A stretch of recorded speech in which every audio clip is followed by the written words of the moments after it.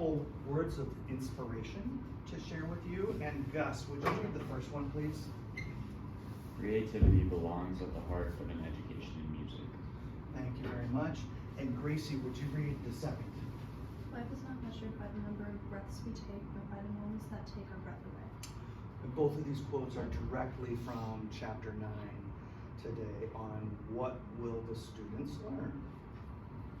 Thank you. Last week I started to share with you a little bit about the Rising Stars Youth Steel Orchestra, who came to Duluth years ago, and they gave performances but also workshops. And you can see they were in this space here. This is my friend Altino who's directing, but you also see youth members of the group and their instruments side by side with UMD students. It was a great intercultural experience for the UMD community, for our music education students in particular, but they got to play the steel pans.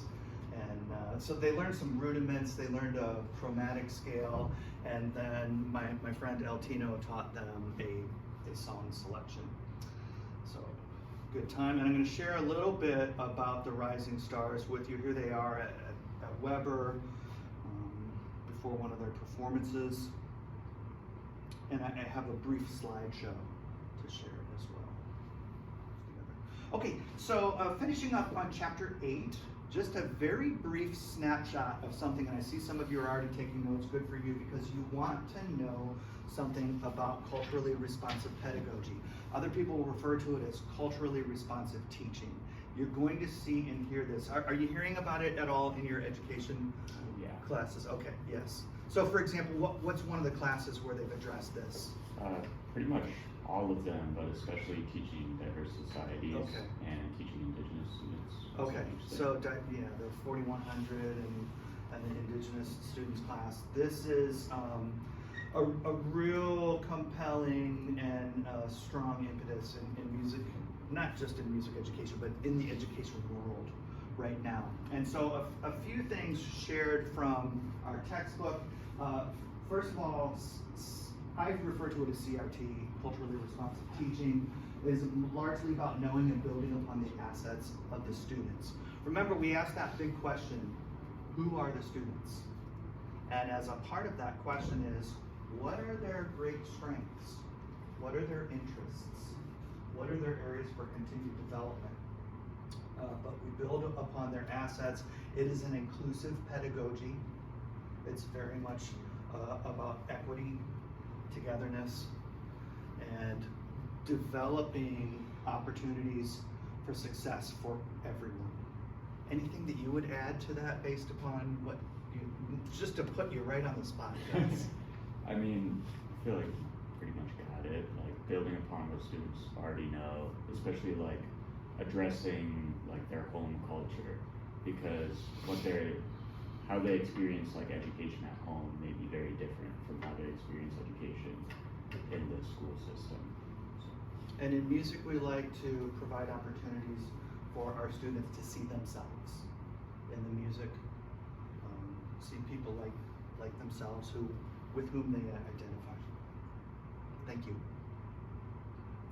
Okay, and then another brief segment on students with disabilities, some things that you will want to know, but that you'll learn more about, especially when you take the it's special and adaptive methods in music education. We're going to discuss more about IDEA, which is the Individuals with Disabilities Education Act, originally authorized in 1975, but it's had several iterations, including 2004. And one of the more compelling pieces of that legislation has to do with the provision of a least restrictive environment for all students, meaning that students be engaged in the classroom as would others.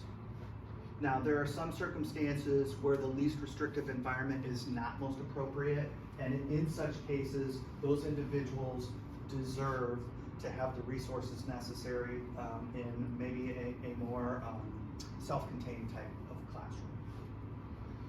So this is an important thing for us to think about as future educators, is how will we accommodate students with disabilities? And again, thinking from like the CRT, how can we build upon their assets? So what do they bring to the classroom?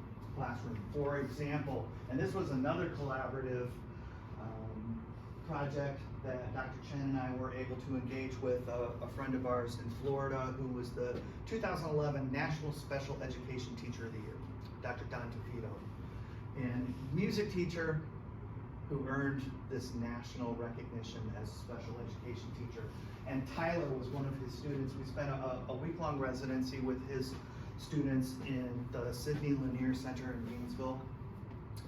And we were teaching musical creativity for students with moderate to severe physical and intellectual disabilities. It was a great collaboration. Dr. Don also came to UMD, so we've had the pleasure and the honor to have him here with us and to share some of the great things that he's done with his students. I mentioned Tyler.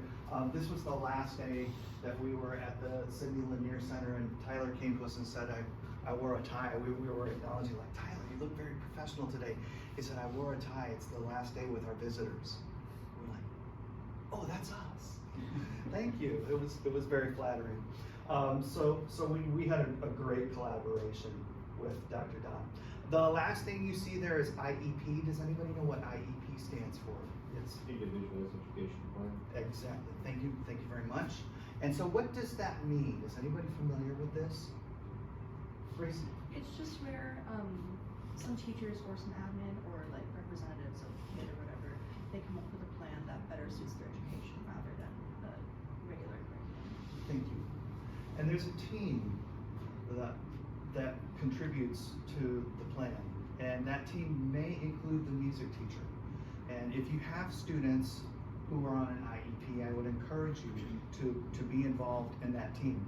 The student and the parents by law have a right to be privy to all parts of the IEP, including any IEP meetings. Like, I had an IEP in high school, okay, and it benefited me in so many different ways. I take longer with taking tests and other stuff like that. I'm a lot better about it now, just like with self-moderation. so there's a continuum from curious to cautious, from organized to easygoing, for extroversion, from outgoing to reserved. Has anybody ever taken a personality test, like the Myers-Briggs? What did you take, Winston? I took it for developmental psychology this semester. Oh, interesting. I think it was the second one. Was it Myers-Briggs? Maybe. Okay. I don't remember exactly. Did you learn something about yourself from that? I don't get mad at all. That you don't, oh. One of the things that I learned was that I'm introverted. My wife does not believe me at all about that, but that I'm a person who tends to gravitate more closely to a small cohort of friends as opposed to, showing up and being the life of the party. But understanding some of these characteristics, not only about our students, but about ourselves is really vital. These are personal tendencies that people are, in some cases, are born with, and in some cases are developmental in nature. Our environment, our family impacts all of these factors. Our school experiences as well. Anybody need a second here? Okay. A little bit more on knowing your students. Remind me, did we hit this list last week? I think that's a no. Okay, Quinn has that look like, maybe not. So these are really good hands-on tips for knowing their students. Learning their names is really important. As a person who taught elementary music, I had generally about 450 to 500 students per week. It's a lot of names to know. So I would create seating charts, and that visual with their names was something that for me was very assistive in learning everyone's names. And it would generally take about a month. So my goal would be around the 4th or the 5th week of the school year to know everybody's names. Not only knowing, but using their names is very, very important. So engaging in two-way conversation. Notice that the authors specify not just engaging them in conversation, but in two-way conversation, being genuinely curious about what it is that they have to contribute to the conversation. Maybe it's something about their athletic endeavors or something about their non-musical interests. And also suggesting attending their functions. If you're able to speak with a student, say, hey, I thought you did really well in the play last night. You're going to have a more close connection with that student.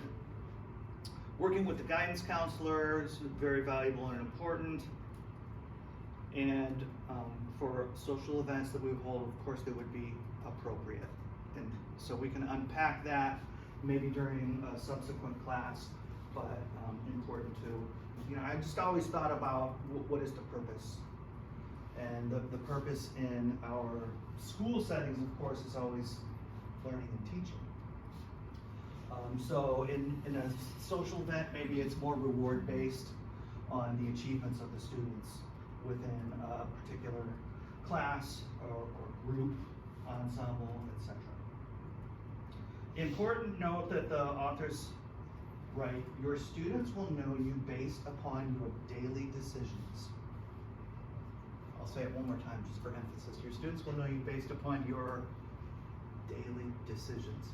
Just in case you might need to know that in the future.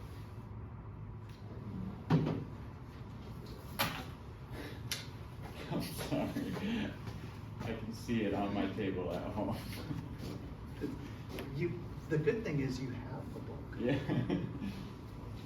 Okay, so just take 1 minute to peruse this activity, and then I'm going to share with you a sample, and we're going to do a little self-activity here in a moment. Okay, so if you didn't have time to read the entire description, that's okay. We're going to talk through this and kind of conduct a mini version of this activity. But so I did my own personal circles itself, and I identified 5 things or 5 ways in which I identify as a human. One, I'm a recreation enthusiast. I love to explore places. I love to go hiking, and fortunately, my spouse loves it, and my dog loves it as well. And then 5 lines, 5 additional circles, and what are some of the roles that you embody?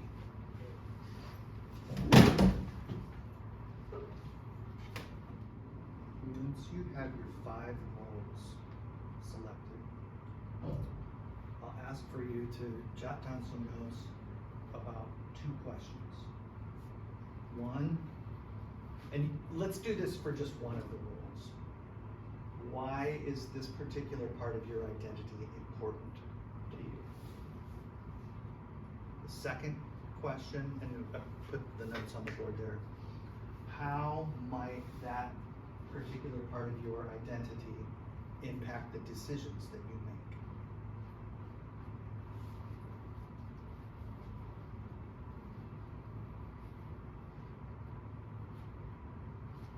For each bubble, right? If you can do it for each bubble, but I'm just asking that you do one for now, just for the sake of time. Being a music educator is important for me because it allows me to connect with other people and share the beauty of music. How does that impact my decisions?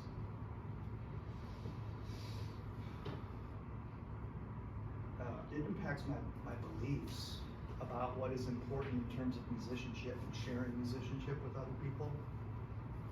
It impacts my decisions about the way I communicate with others about music.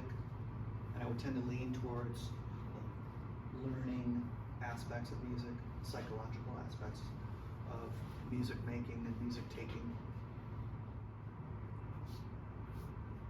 And if you don't get everything written down, it's okay. You can internalize this information, but I am going to ask that in groups of 3, you share that one particular role that you wrote about and the 2 items. Why was it important to you? And we're going to do this like super speed dating. So if we can do this in 3 minutes, 1 minute or fewer for each person, but we have a group of 3 right here, please. A group of 3 and a group of 3. Can you quickly circle around? 3-minute share, 1 minute per, ready, set, and go.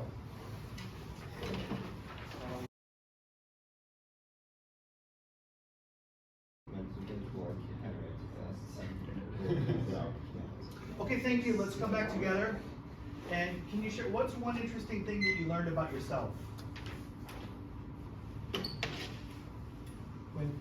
How much my life revolves around me and my siblings, and how much I'm influenced and affected by them. Family bonds, great, thank you. 1 or 2 others, please.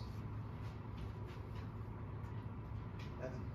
Often, we make mistakes. Okay. I make mistakes. You're able to accept that, good. 1 other? James? Kind of how much my life revolves around what I'm doing in school right now. Okay. School achievement. That's an important part of our identity in the moment. What's one thing that you're confident that your classmate would be, they would allow for you to share, that you learned about?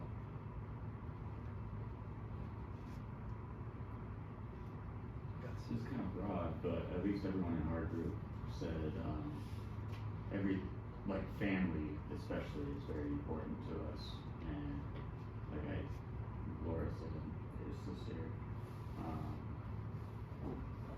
and said brother as a son or a son, and then I also said my brother. So, Thank you. like my bad. 1 or 2 others?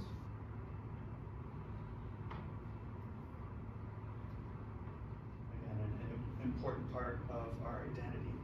Personally, as a music teacher educator, sometimes I lose a little bit of that sense of personal musicianship because I get so tied into preparing classes, working on publications, working through accreditation pieces or linking standards to teaching, etc. And I have to remember though, it's important to get my hands on the piano. It's important for me to play the trumpet and to remain active musically. And because when I do, I always remind myself how special that feels. Thank you all so much for sharing. We have just a couple minutes, so I'm gonna fly through a little bit of information from chapter 9 and we'll catch up on this next week, as well as chapter 10. So focus points from this chapter included musical elements, musical intelligence and independence, standards for learning music, and how those standards are organized into performing, creating, responding, and connecting, and social and emotional learning. This was another new key piece of information from this edition of the textbook. So you're going to want to learn a little bit about social emotional learning. And Gus, again, in education classes, have they referred to SEL? Not as much as CRT, but it definitely comes up. Okay. Quite a bit. In the ed psych class? Yeah. In the meantime, any questions?